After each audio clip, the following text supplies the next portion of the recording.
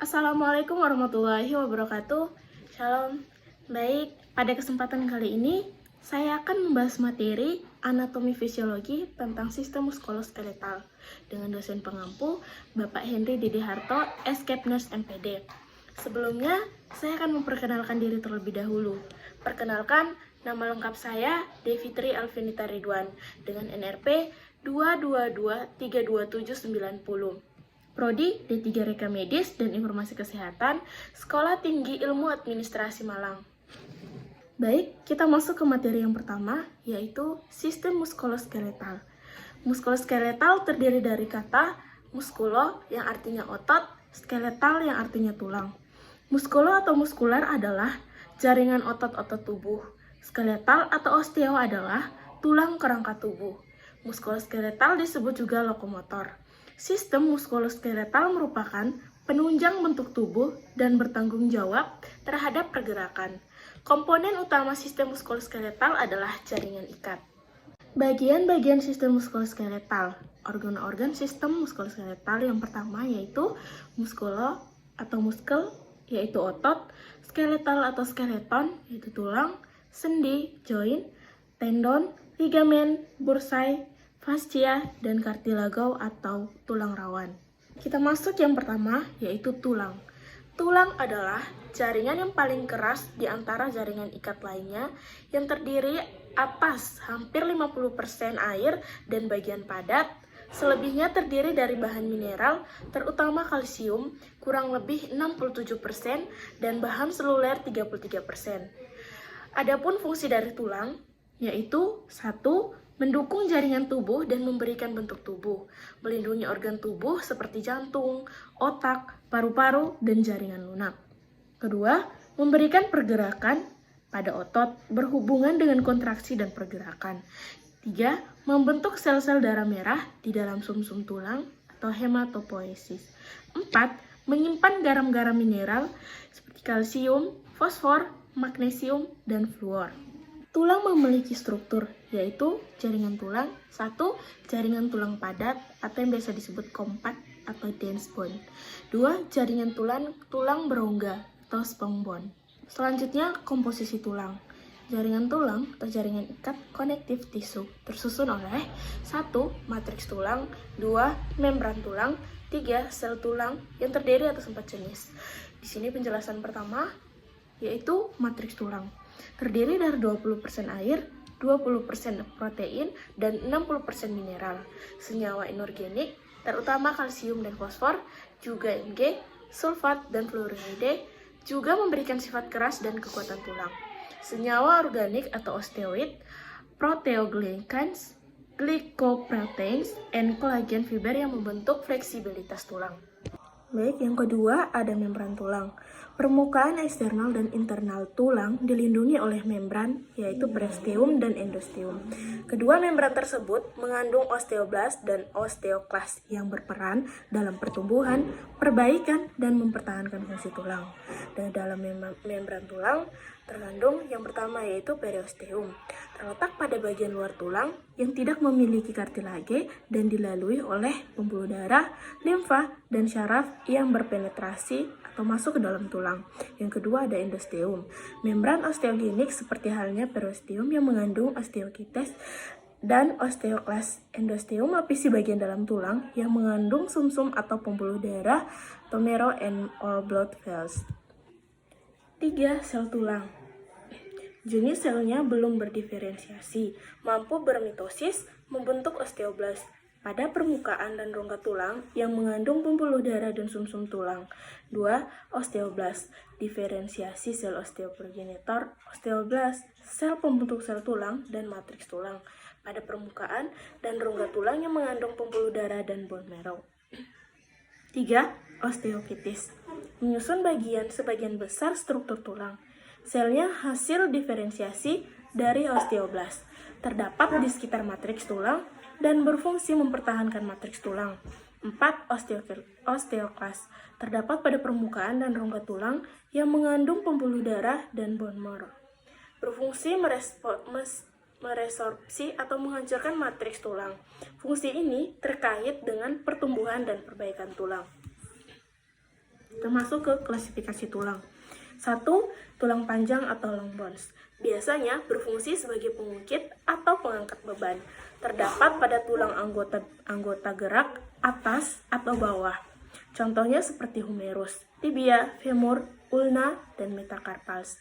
2. Tulang pendek atau short bones. Berbentuk kuboidal atau kubus. Contohnya tulang pada pergelangan tangan dan kaki. 3. Tulang pipih atau flat bones. Permukaannya luas, biasanya berfungsi untuk melindungi organ dan tempat melekatnya otot. Contohnya tulang kranial, dalamnya seperti frontal, parietal, occipital, temporal, tulang pendek, dan tulang bahu. 4. Tulang tidak beraturan. Bentuk, ukuran, dan permukaannya bervarian. Contoh, tulang belakang, sacrum, koki, temporal, sphenoid, nasal, zygomatic, maxilla, mandibular. 5. Tulang sesamoid. Merupakan tulang kecil di sekitar tulang yang berdekatan dengan persendian dan didukung oleh tendon dan jaringan fasial. Contohnya, tulang patella atau kap lutut. Bentuk dan konstruksi tulang ditentukan fungsi dan gaya yang bekerja padanya. 2. Kartilago atau tulang rawan. Tulang rawan terdiri dari serat-serat yang diletakkan pada gelatin kuat, tetapi fleksibel dan tidak bervaskular. Sel-sel tulang rawan yang disebut chondroblasts. Sel-sel chondroblasts mengeluarkan matriks yang disebut kondrin. Berdasarkan jenis dan jumlah serat di dalam matriks, ada 3 macam tulang rawan, yaitu 1. Tulang rawan hilain. Ialah matriks mengandung serat kolagen dijumpai di ujung tulang rusuk. 2. Tulang rawan elastin.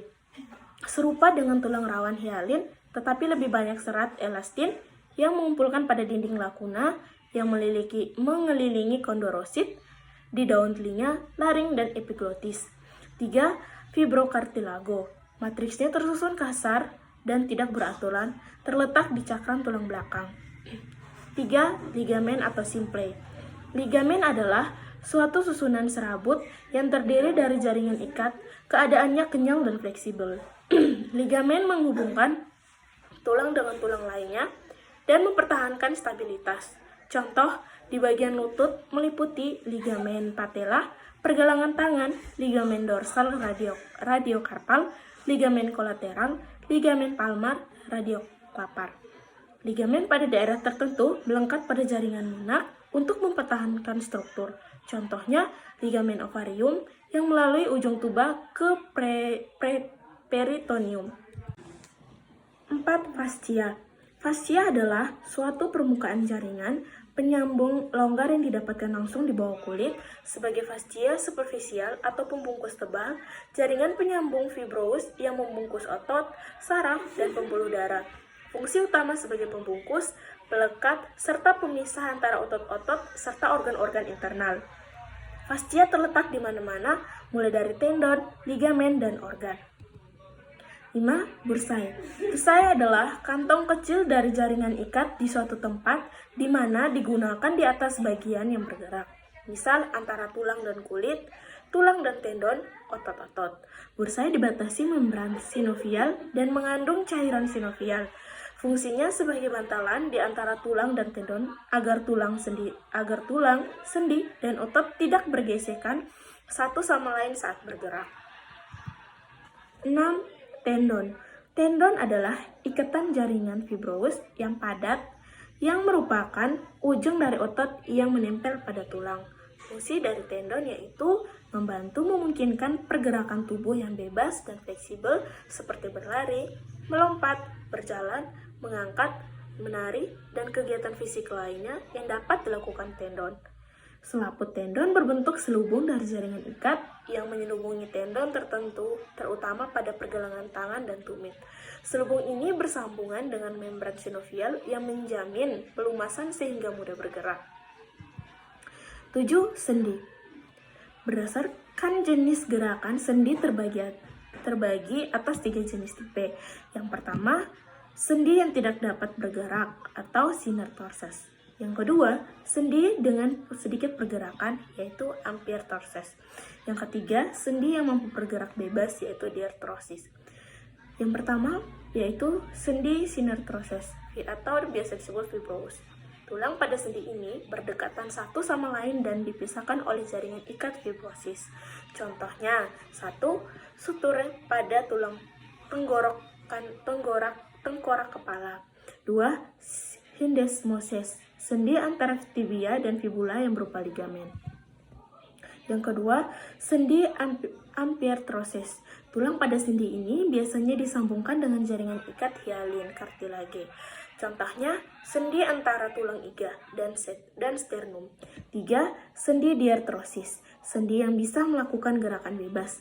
Gerakan bebas bisa dilakukan karena pada kedua ujung pangkal tulang tidak dihubungkan dengan jaringan sehingga tulang bisa bergerak bebas. Jenisnya sendi peluru, sendi putar, sendi luncur, sendi pelana, sendi engsel, dan sendi kondiloid.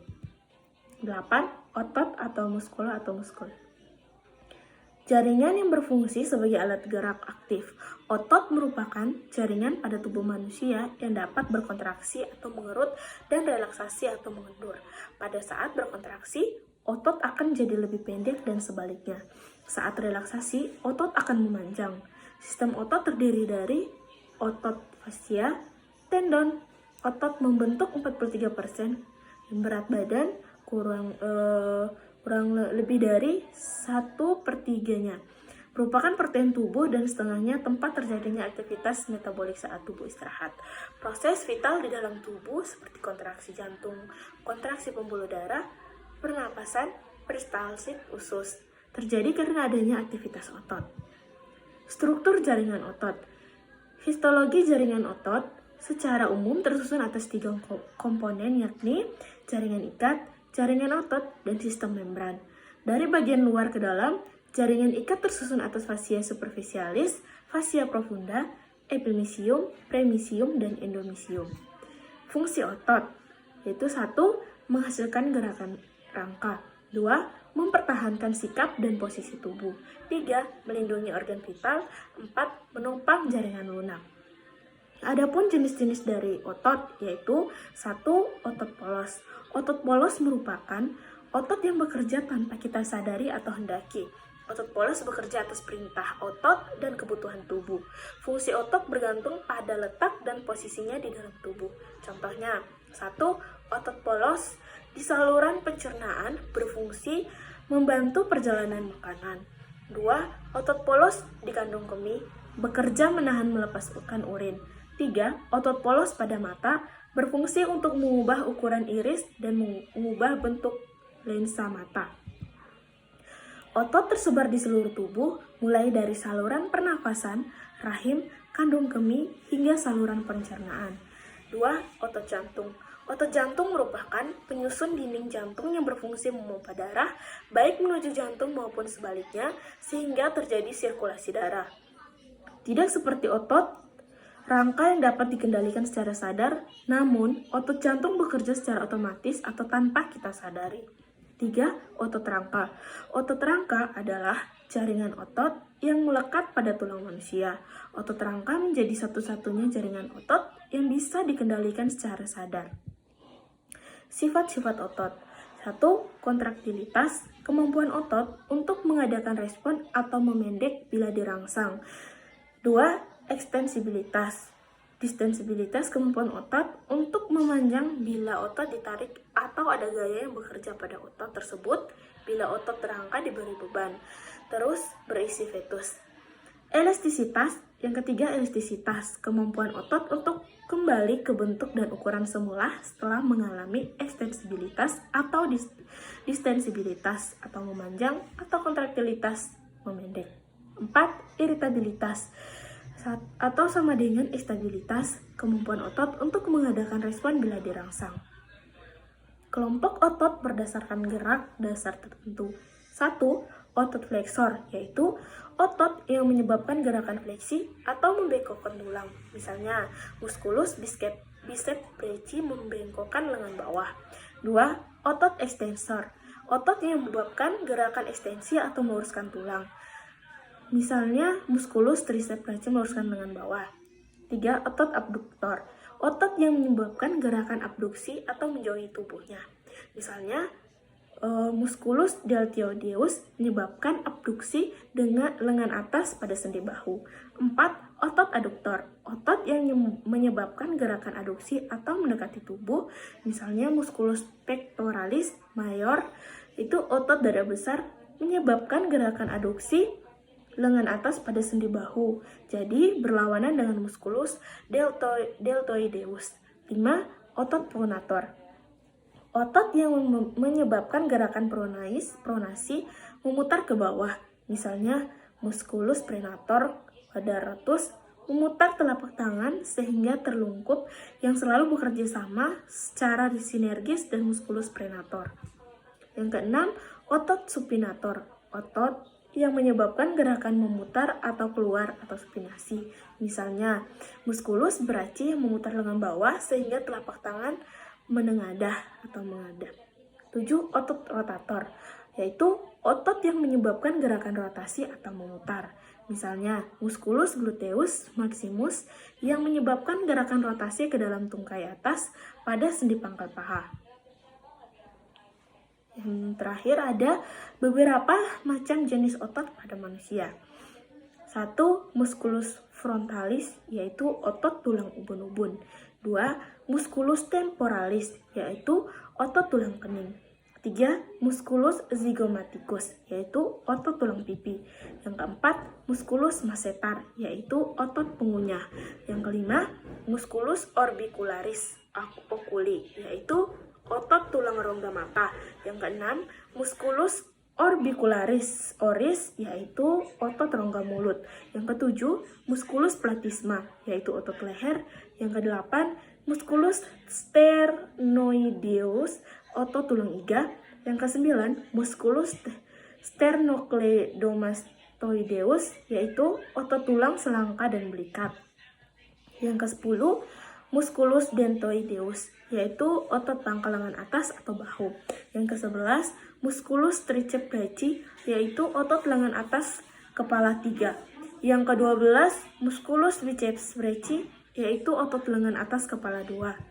Yang ke-13, musculus brachioliois, yaitu otot lengan atas. Yang keempat, musculus pronator teres, yaitu otot silang hasta.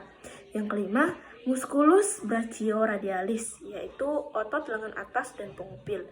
Yang ke-16, musculus flexor carpi radialis, yaitu otot ketul pergelangan tangan. Yang ke-17, musculus palmaris longus, yaitu otot telapak tangan panjang. 18, musculus pectoralis minor, yaitu otot dada kecil.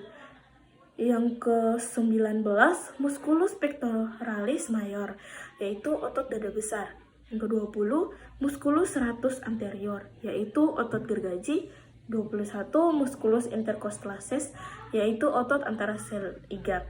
Ke-22, musculus pectus abdominalis, yaitu otot perut lurus.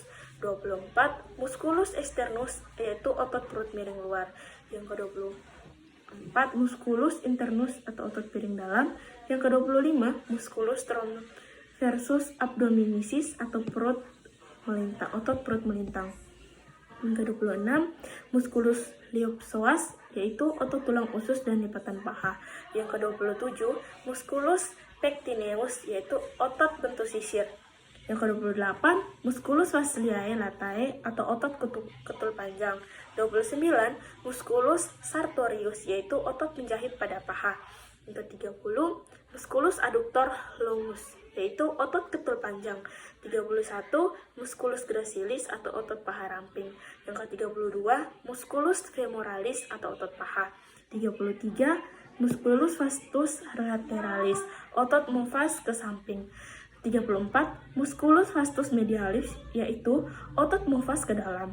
35, musculus gastrocnemius, yaitu otot lambung dan tungkai samping. 36, musculus soleus atau otot permukaan tulang betis.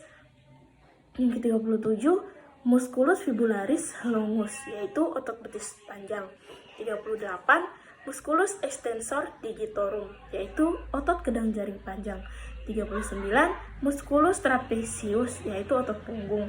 Dan yang terakhir 40, yaitu musculus tibialis anterior atau otot tulang betis. Baik, sekian pembahasan materi dari saya.